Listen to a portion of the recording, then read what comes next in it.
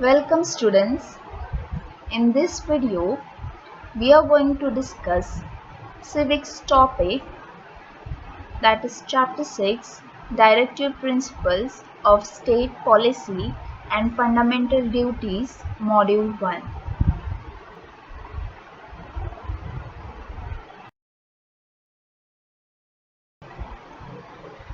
Let us first quickly revise the fundamental rights that you have already learned in the previous chapter. So there are 6 fundamental rights. First is right to equality.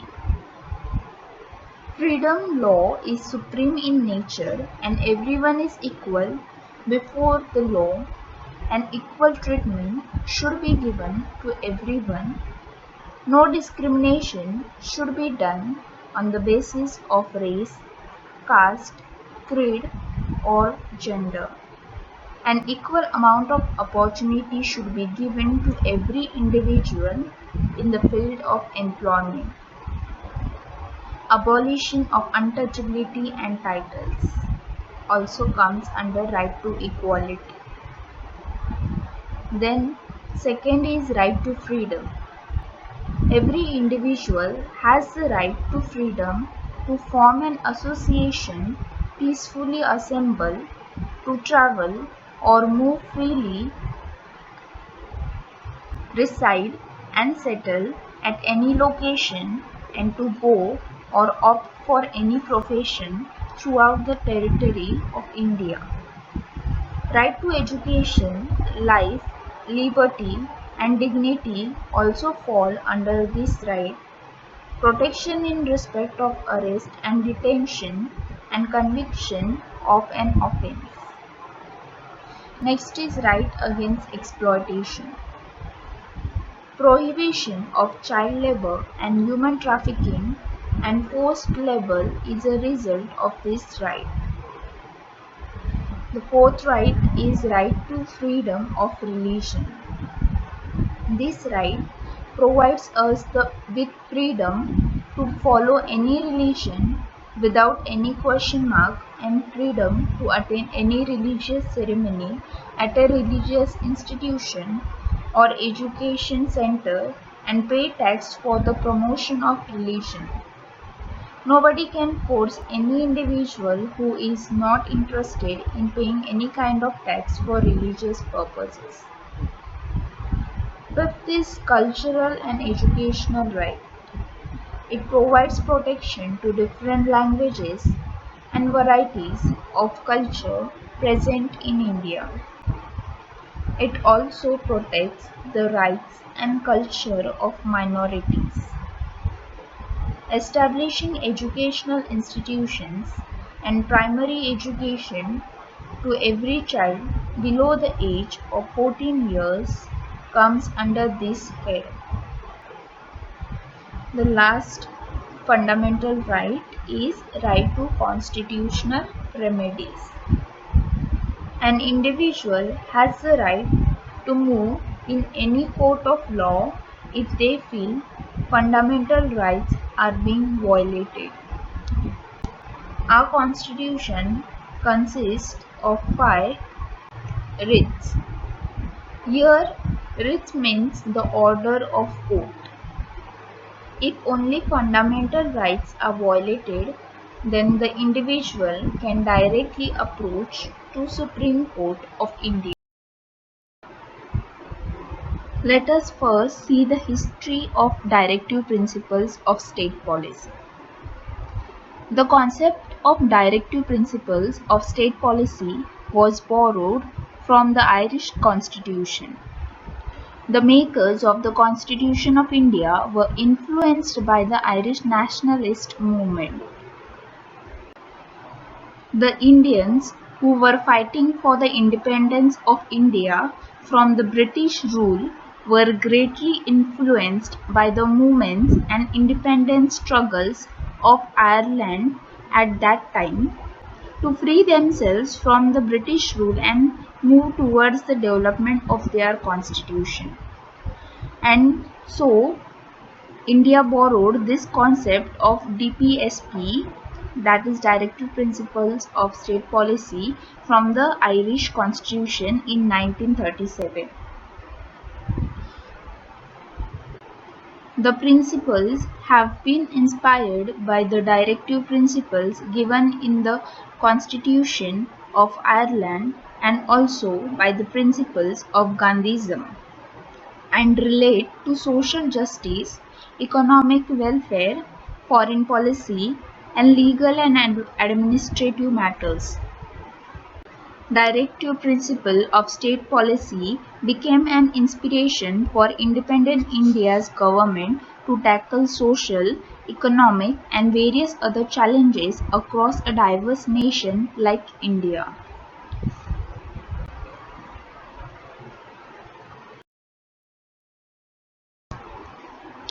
Directive principles of state policy. The motive behind the inclusion of directive principle of state policy is not establishing political democracy, rather it's about establishing social and economic democracy in the state.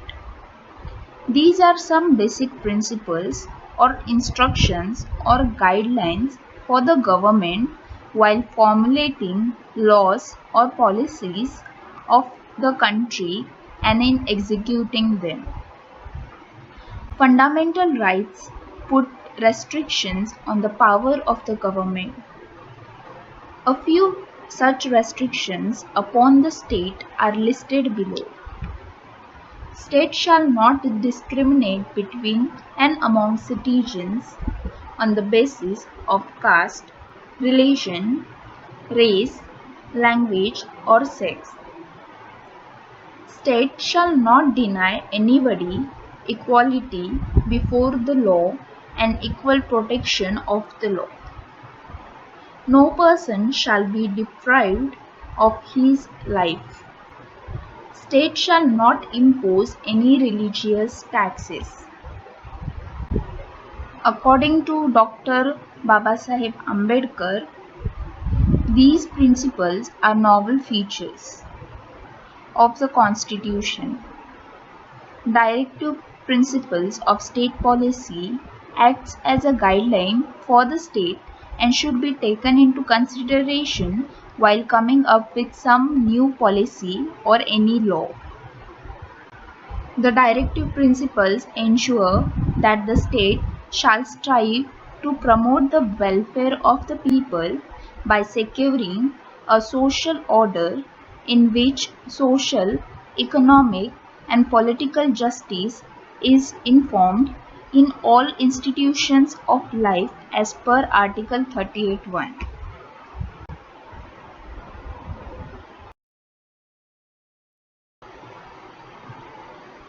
The Constitution has given express instructions to the state about what policies it should undertake. This is in the nature of giving directives or guidelines about how to achieve the goals expressed in the preamble.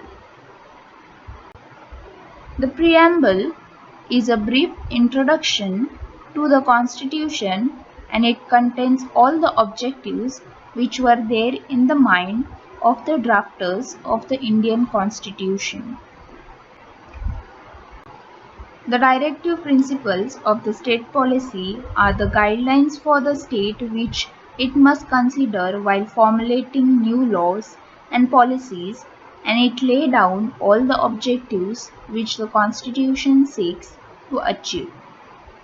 The expression justice, social, economic, and political that is mentioned in the preamble is the ultimate aim that has to be achieved through the formulation of the DPSP.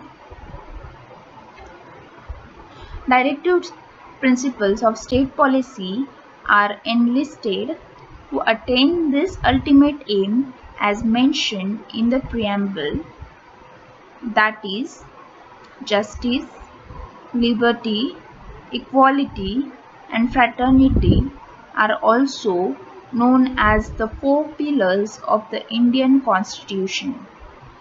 It also enlists the idea of the welfare state which was absent under the colonial rule.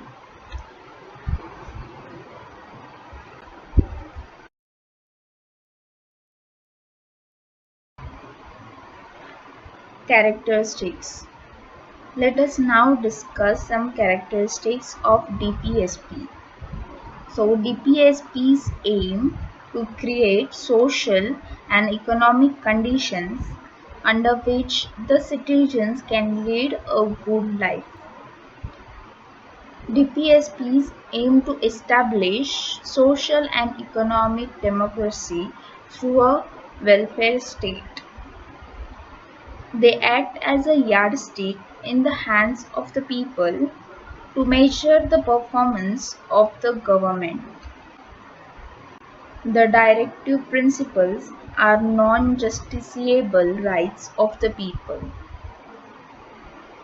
The directive principles, though not justiciable, are fundamental in the governance of the country. Article 37 mentions the two important characteristics of DPSP, and they are: it is not enforceable in any court of law, and they are very basic and essential for the governance of the country. Means the provisions mentioned in this part shall not be enforceable in any court, and the principles laid down in this part are fundamental for the governance of the country. The state must make laws according to it because the ultimate aim of the state is the welfare of its citizens.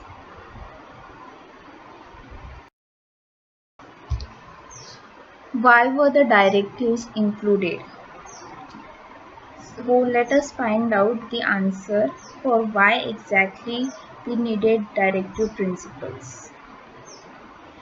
When India won independence, we faced a great challenge of establishing order and carrying out smooth administration. Eradication of poverty, backwardness, and illiteracy had to be urgently pursued. The task of nation building had to be undertaken. For this, new policies had to be drawn up and their implementation had to be undertaken. The goal of people's welfare had to be achieved. In short, India had to be transformed into a developed and progressive nation. The Constitution has specified the subjects to which the Union and state governments should give priority in their policies for people's welfare through the directive principles of state policy. Each directive contains a subject for the state policy.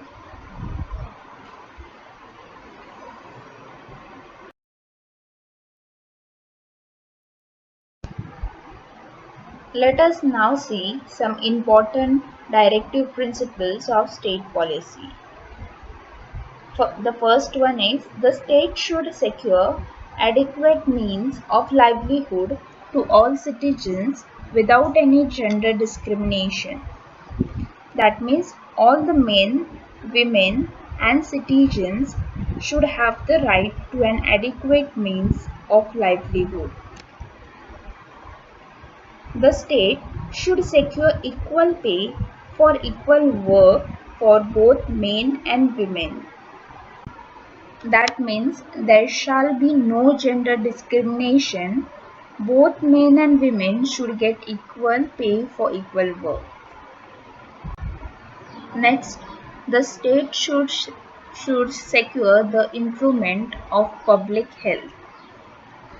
This means that the state shall look into the matter of raising the level of nutrition and the standard of living of its people, and it is the duty of the state to keep a check on the improvement of public health. The state shall also endeavour to prohibit the consumption of intoxicating drinks and drugs which are injurious for health, except for medical purposes. The state shall endeavour to protect and improve the environment and safeguard the forests and wildlife of the country. That means the state shall endeavour to protect and improve the environment and surroundings and to safeguard the forests and wildlife of the country to make the environment sustainable. Next, the state shall protect all monuments of historic interest and national importance. This means it shall be the duty of the state to protect every monument or place or any object of historic or artistic interest which has some national importance from any form of disfigurement, destruction, etc. The state shall promote with special care the educational and economic interests of the weaker sections of the people, especially the scheduled castes and tribes, and shall make provisions to protect them from all forms of exploitation, which includes social injustice. The state shall offer public assistance to citizens in cases of unemployment, old age, sickness, etc. The state shall secure a uniform civil code applicable to the entire country. This means there should be a provision for the citizens to secure a uniform civil code throughout the territory of India in order to simplify things and reduce ambiguity in the laws, which makes it more complex than it actually is.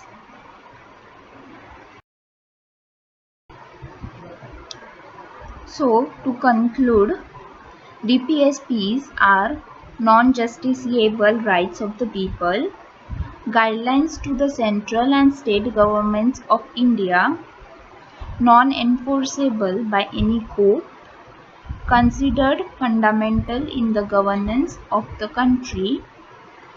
It's the duty of the state to apply these principles in making laws to establish a just society in the country.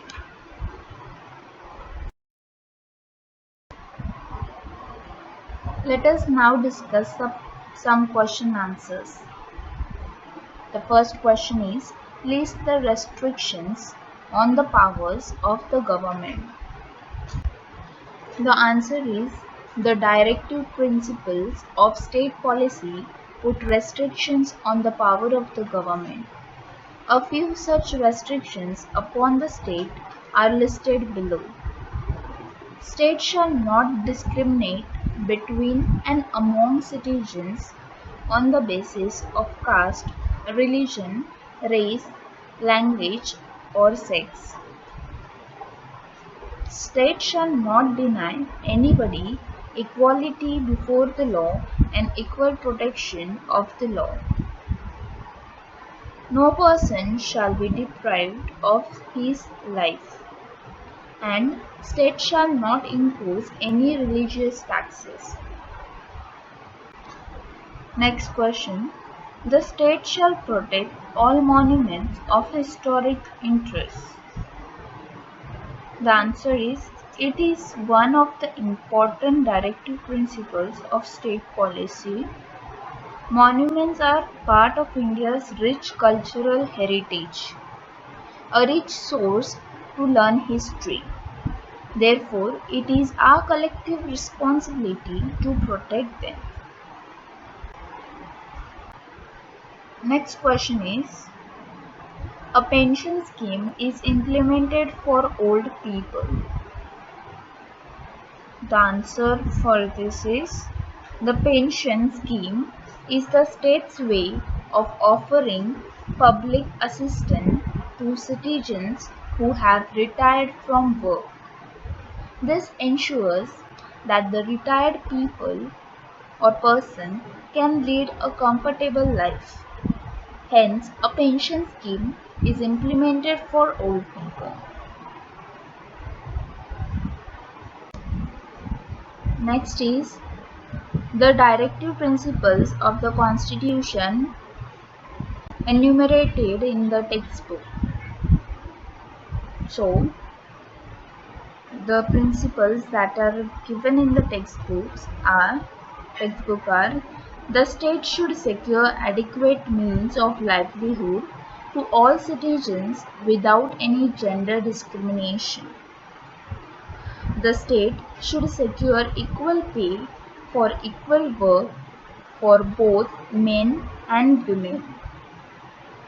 The state should secure the improvement of public health. The state shall endeavour to protect and improve the environment and safeguard the forests and wildlife of the country. The state shall protect all monuments of historic interest and national importance.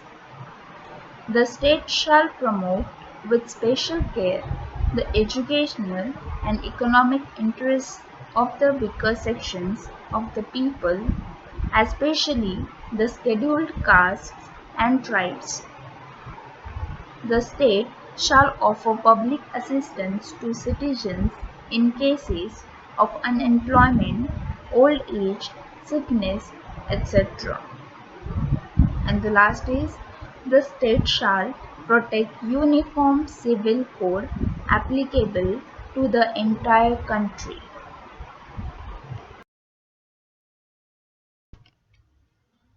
Thank you, students. I hope you all enjoyed the video.